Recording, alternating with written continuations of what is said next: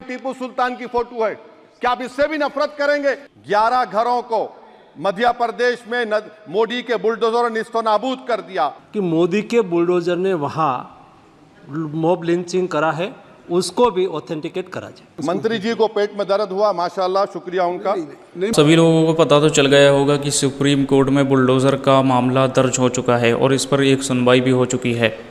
अगली सुनवाई की तारीख 17 सितंबर है और सुप्रीम कोर्ट के जज ने कहा है कि इस पर अपनी अपनी राय लेकर में आएँ, उसी के आधार पर फैसला होगा। और बुलडोज़र एक्शन को बिल्कुल गलत बताया है। कोई भी सरकार सीएम हो या पीएम हो, किसी के घर पर बुलडोज़र नहीं चला सकती। इसी मामले में पहले भी बहस हुई थी संसद में। असदुद्दीन ओवैसी साहब ने आवाज़ उठाई। आइए देखते हैं वीडियो। टीपू सुल्तान की फोटो है, क्या आप इससे भी नफरत करेंगे? 11 घरों को मध्य प्रदेश में मोदी के बुलडोजर ने निस्तो नाबूद कर दिया कि मोदी के बुलडोजर ने वहां मॉब लिंचिंग करा है, उसको भी ऑथेंटिकेट करा जाए। मंत्री जी को पेट में दर्द हुआ, माशाल्लाह, शुक्रिया उनका। नहीं, तो सर मैं ये बोल रहा था, जवाबदेही है अरे ये नहीं, मंत्री इससे बुरी बात क्या है? पेट में दर्द हो सकता है, वो दर्द ये सब ठीक अच्छा है। दर्द हुआ, चलिए दर्द हुआ। श्री असदुद्दीन ओवैसी जी। मोहतरम चेयरमैन साहब, आपने मुझे बोलने का मौका दिया। मैं शुरुआत में बताना चाह रहा हूं कि मैं हुकूमत की तरफ से लाए गए इस रेजोल्यूशन की मुखालिफत में बोल रहा हूं और मैंने अमेंडमेंट्स भी दिए हैं प्रेजेंट एड्रेस के लिए। और चेयरमैन साहब, आप उर्दू को जानते हैं, किसी एक शायर ने शायद बरसर इख्तिदार जमात के लिए ये शेर कहा होगा कि उसूल बेचकर मसनद ख़रीदने वालों, निगाह अहले वफ़ा में बहुत हक़ीर हो तुम। वतन का पास तुम्हें था न होगा कभी कि अपने हिर्स के बंदे हो, बेज़मीर हो तुम। इज़्ज़त नफ्स किसी शख्स की महफूज नहीं, अब तो अपने ही निगहबानों से डर लगता है। डंके की चोट पे जालिम को बुरा कहता हूँ, मुझे सूली से न जिंदानों से डर लगता है। मोहतरम चेयरमैन साहब, मैं आज इन लोगों की तरफ से बोल रहा हूँ जो दिखते तो हैं, जिनके बारे में बात तो होती है मगर उनकी कोई नहीं सुनता। मैं उनके बारे में बोल रहा हूँ जिनके बारे में वज़ीर आज़म मोदी ने कहा था कि घुसपैठी है। मैं उन बेटियों और माओं के बारे में कह रहा हूँ जिनके बारे में मोदी ने कहा कि ज़्यादा बच्चे पैदा करते। मैं उन मासूम नौजवानों के बारे में कह रहा हूँ जिनको मॉब लिंचिंग के ज़रिए मारा जा रहा है। मैं उन बेज़ुबान माँ और बाप के बारे में बोल रहा हूँ जिनकी औलाद आज इस हुकूमत के गलत कानून के चक्कर में जेलों में सड़ रहे हैं। सर, मैं दस्तूर जब इस ऐवान में बन रहा था, संविधान बन रहा था, तो उस वक्त अलहदा वोटर लिस्ट और इंतखाबी रिजर्वेशन की बात आई तो उस वक्त के हमारे फाउंडिंग फादर्स ने, हमारे बुज़ुर्गों ने, दोनों समुदाय के हिंदू और मुसलमानों ने फ़ैसला किया कि हम इस पर राज़ी नहीं होंगे। बल्कि उन्होंने क्या कहा था हमारे फाउंडिंग फादर्स ने, उन्होंने मुखालिफत की थी अलहदा वोटर लिस्ट की और इंतखाबी रिजर्वेशन की। उन्होंने कहा था, I quote sir, it is the duty of majority community to ensure that minorities are elected in the representative numbers. BJP मुसलमानों की नफ़रत पर जीतती है और मुसलमानों के नाम निहाद मसीहा मुसलमानों के 90% ज़्यादा वोट हासिल करते हैं, मगर फिर भी इस ऐवान के दरवाजे नहीं खुलते मुसलमानों के लिए और सिर्फ 4% मुसलमान जीत कर आते हैं। सर, संविधान सिर्फ एक किताब नहीं है जिसे चूमा जाए, संविधान एक किताब नहीं है जिसे दिखाया जाए, संविधान एक सिंबल भी है, मगर संविधान एक हमारे बुजुर्गों के ख्वाबों की किताब है।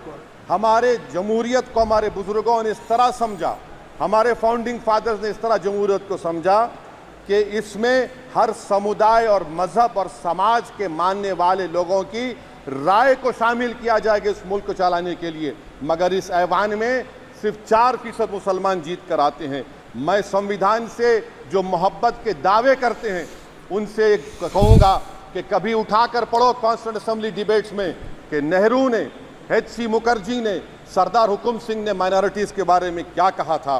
सर, वतन अजीज़ का मुस्तकबिल कैसा होगा जब बीजेपी मुझे गायब करना चाहती है और दीगर हिज़्ब इख्तिलाफ की पार्टियां के लिए मेरा वजूद सिर्फ वोट डालना और अपनी खबर में जाकर सो जाना है। इसीलिए आप देखते हैं कि समाजी इंसाफ है सर कि 4% मुसलमान जीत कर आते हैं।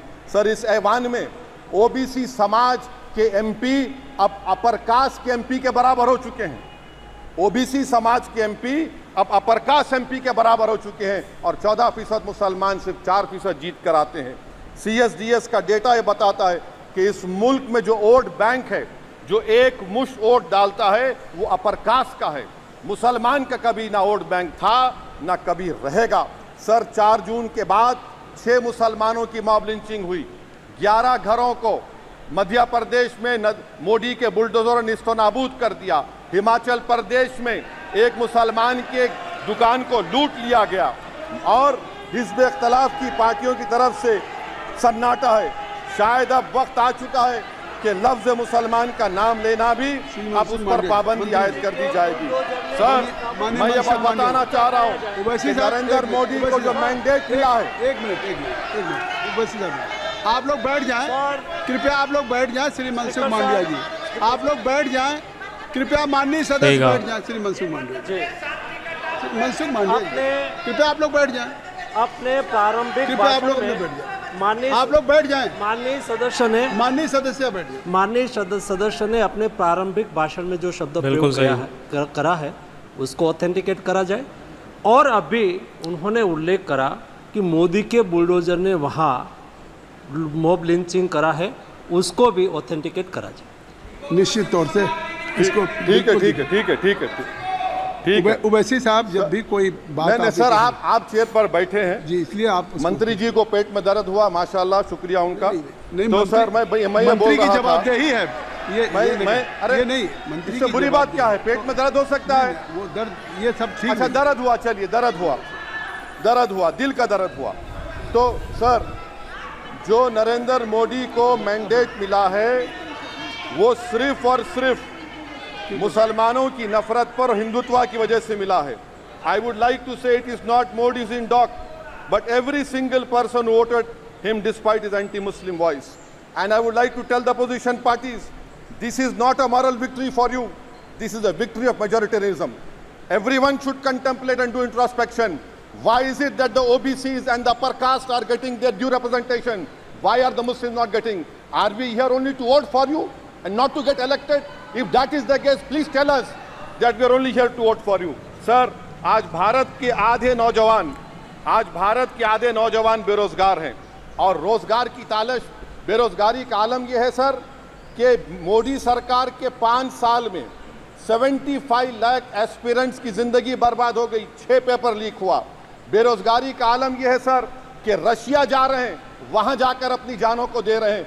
बेरोजगारी का आलम यह है कि नरेंद्र मोदी रोजगार का कैंप चलाती है नौजवानों के लिए कि तुम इजराइल में जाकर काम करो, उनको कैनन फॉडर बना रही है ताकि फलस्तीनियों की जायदादों को हड़प कर सके। ये भी कंक्लूड कर। अरे सर मेरा टाइम है, कहाँ टाइम है सर? आप लोग ये टाइम ले लिए मेरा सर, मैं 2 मिनट दीजिए। ये विश्वगुरु की पॉलिसी है, इजराइल को 27 टन हथियार जा रहा है। 9 मिलियन भारत के लोग गल्फ में काम करते हैं, क्या असर पड़ेगा? 47,000 इजरायली फलस्तीनी मार चुके हैं। क्या है हमारी पॉलिसी सर? क्यों हथियार दे रहे हैं सर? नस्लकशी हो रही है। सदर जमहूरिया के खुतबे में राष्ट्रपति के सर, मैं उसी पे बोल रहा हूँ सर, उसमें लिखा हुआ है फॉरेन पॉलिसी के ऊपर, आप पैराग्राफ नंबर 25 देख लीजिए। सदर जमहूरिया में सैचुरेशन अप्रोच है। क्यों नहीं मोदी सरकार माइनॉरिटीज को 3 स्कॉलरशिप को डिमांड करती है सर? उसको आपने बजट कम कर दिया सर। बनारस का बुनकर 18 महीने से मंडी का शिकार है, सूरत और बेंगलुरु जा रहा है सर। आखिरी बात कंक्लूड कर रहा हूं, आखिरी बात सर, पनून केस में निखिल गुप्ता, मोदी ने कहा था कि हमने घर में घुसकर मारा, तो निखिल गुप्ता को किसने ऑर्डर दिया था पनून को मारने का? अगर नहीं दिया तो उसको बचाइए, और अगर दिया नहीं तो फिर उस पर पीएमएलए क्यों नहीं लगाकर? सर समाप्त करो। कमेटी बनाई आपने, उसका क्या हुआ सर? हम एससीओ को नहीं जा रहे सर। मैं आपको बता रहा हूं, ऐसा लगता है ये सरकार सभी को अनपढ़ बनाना चाहती है। लगातार पेपर लीक होते जा रहे हैं। हो गया, खत्म कर रहा हूं सर। मैं अपनी तकरीर को टीपू सुल्तान के नजर कर रहा हूं। ये और इस वीडियो से ये बात भी पता चली, भी नफरत करेंगे सर। ये संविधान में टीपू सुल्तान की फोटो है जिस पर वल्लभ भाई पटेल ने साइन किया, श्यामा प्रसाद मुखर्जी ने साइन किया। ये आपकी नफरत है सर। आखिर में मैं अपनी बात को खत्म कर रहा हूं इस शेर पर कि क्या दिन दिखा रही है सियासत की धूप छांव। जो कल सपूत थे वो कपूतों में आ गए थे, इस कदर अजीम के पैरों में ताज थे, इतने हुए जलील के जूतों में आ गए। बहुत बहुत शुक्रिया सर। ऐसा लगता है ये सरकार सभी को अनपढ़ बनाना चाहती है। लगातार पेपर लीक होते जा रहे हैं। ओवैसी साहब ने बहुत ही दमदार सवाल पूछे और संविधान का हवाला देते हुए नरेंद्र मोदी से भी काफ़ी सवाल पूछे। देखते हैं इस पर कितना बदलाव होता है।